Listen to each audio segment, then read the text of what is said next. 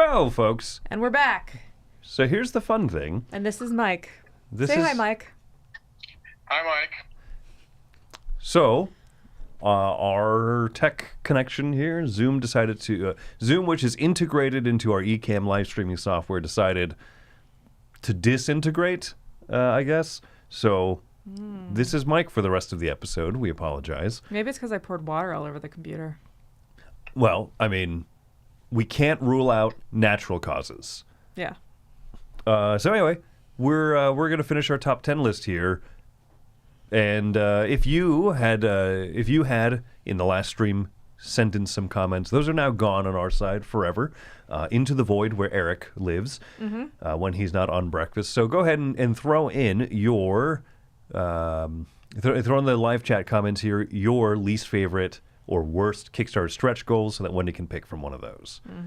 We just ended on the giant box of Doom, as Wendy mentioned. And now we're moving on to Mike's number 3. Yes. All right. All right.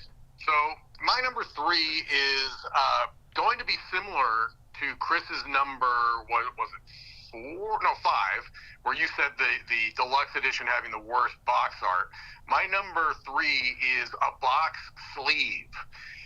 These are useless. They're absolutely and utterly, completely useless. They almost always have worse art than the regular cover art, and all they do is add an additional step to getting your game on the table and put away. You're adding an additional step to set up and tear down, which is completely unnecessary, and they always make the sleeves engineered to within 1/10 of a millimeter of actually fitting around the box.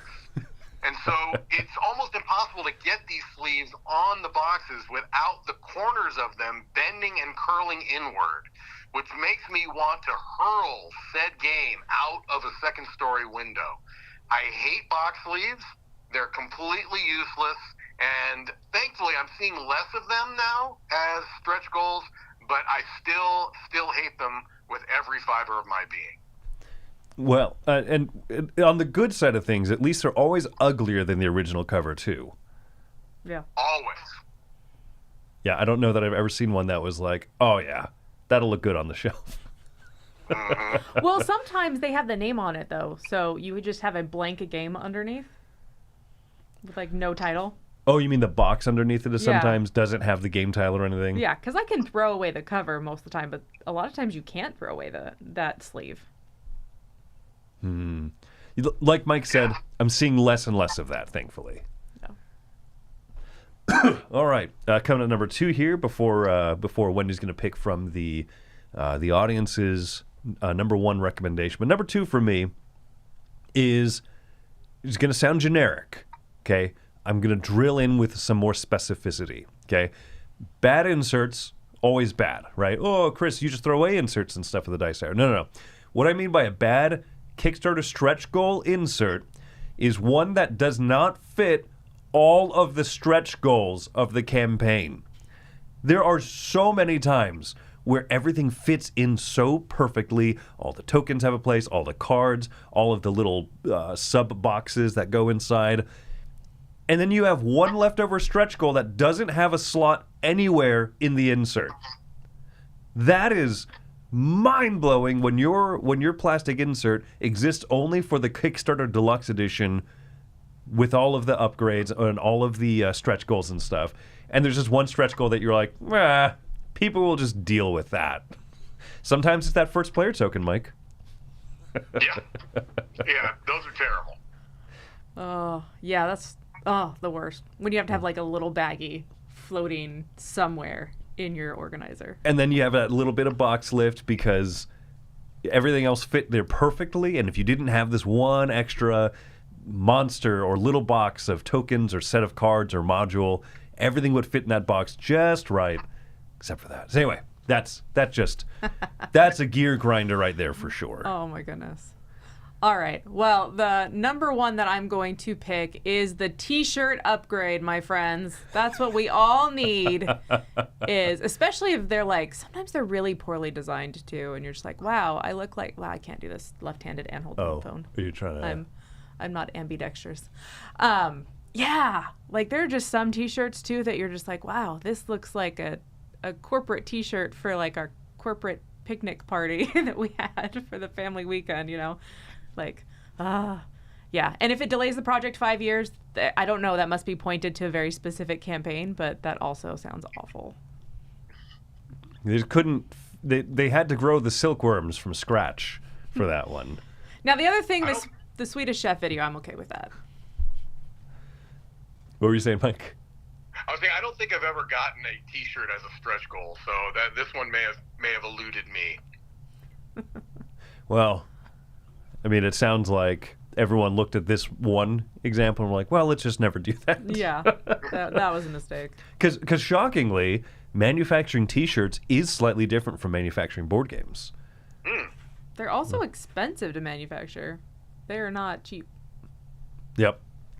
And then you have to do with all the sizings. Thankfully, with like your average board game, you don't have to say, do you want the small, medium, or large? And then someone says, well, 2 years ago when I backed it, I was a medium at that time. You're like, yeah, were you really a medium, though, even at that point? Or you do the opposite and you lose a lot of weight. It's possible, yes. Yeah. But, all right, so, folks, we're going to go ahead and call that a very successful top 10 list. And, of course, to be taken with a grain or two of humor to it, right? Obviously, people keep backing these things, so these stretch goals are working. And I understand that people need to generate excitement and hype for the campaigns. Yeah, and if you like your name in your box lid, it's okay. It's not okay, but it's okay.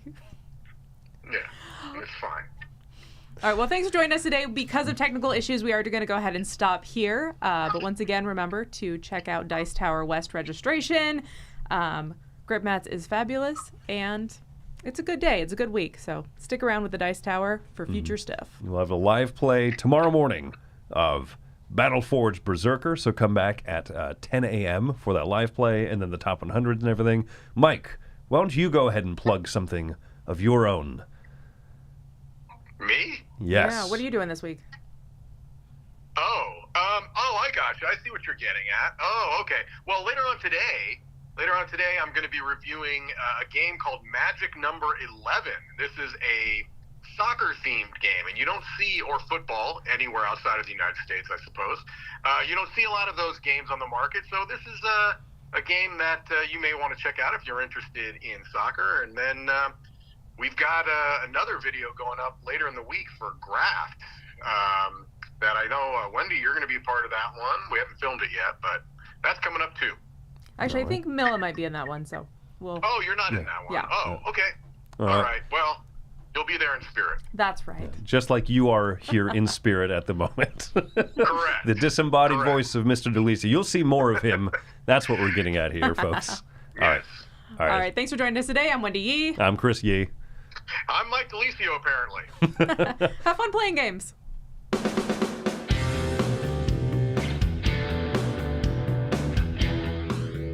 Hey folks, thanks for joining us for that video. If you haven't yet, like the video, subscribe to the channel, and hey, make sure you check out what's happening, where I'll cover an app on an iOS or a Switch device, and you can check it out along with me. Thanks very much.